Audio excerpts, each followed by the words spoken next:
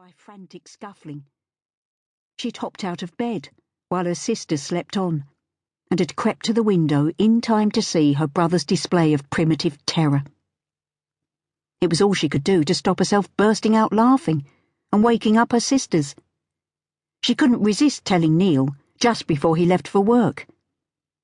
Obviously trying to save face, he mumbled something about the strange effect the play had had on him. Enough to give anyone a scare after that. Blundering into something ghostly white you don't expect. Flapping all round your face like that in the dark. You'd have felt the same as I did. It ain't no shame. "You'd better tell that to Mum," she'd said, trying to hide a grin. But she was glad he hadn't. This way, she could blackmail him into handing over a few bob to keep quiet, and not make him look a laughingstock and less than the man he saw himself to be. 5 shillings would buy the hat she'd seen in that posh shop in Plaistow High Street, and a nice skirt and jacket to go with it, to wear to the class of 6-year-olds she taught at nearby St Saviour's infant school. She itched to tell Maggie about their brother's capers and share a good laugh, but Maggie would have then expected a share of the money too, though Maggie was probably more taken up with the man she'd met a few weeks ago, so she said. She said she'd first met him at one of those lectures she loved going to, at a nearby public meeting hall, around the beginning of December. Christmas had intervened, but much to Nora's surprise, she was still seeing him, though Nora was the only one she'd so far told, and that only sketchily. "He's ever so good-looking, and ever so mature," was all she'd say. A reluctance to say more not only revealed her feelings towards the man, but fear that Mum and Dad wouldn't approve before ever they met him. If it ever got that far. 10 years ago, any decent girl of only 18, and from a respectable family, would have definitely been discouraged from going off with friends, gallivanting and meeting young men just as she pleased. But this was 1910, if only January, and standards weren't what they'd once been. Even so, Mum, who had kept her strict Catholic faith, even though Dad and the rest of the family were Church of England, would be more than upset. Especially as another small point Maggie had let drop in Nora's ear was that the man she'd met wasn't even a churchgoer.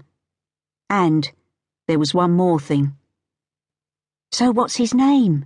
she'd ventured at breakfast one day, keeping her voice to a whisper, while their mother stood preparing porridge oats. Dad already gone off to the rag factory he owned, having had his breakfast earlier. "Mr. Robert Titchnell," Maggie whispered back, at last beginning to warm to her confiding in her sister. "Mister?" Nora gasped quietly. "You call him Mister?" "Shh," Maggie warned, as her mother's head turned. "Tell you later."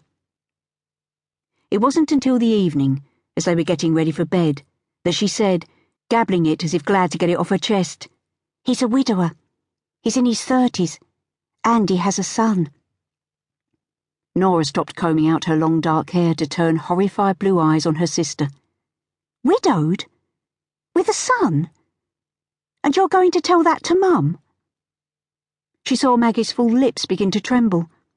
"I don't know how I'm going to. I don't know what to do. She'll go right off her rocker, I know she will."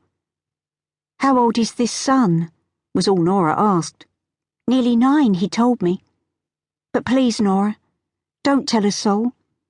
If Mum knew, she'd put a stop to it. I've fallen in love with him, and I don't want to have anything happen to spoil it. Promise you'll say nothing to anyone." "I promise," Nora said. "You can be a proper bitch sometimes," Maggie snapped, as she tossed her honey-coloured tresses.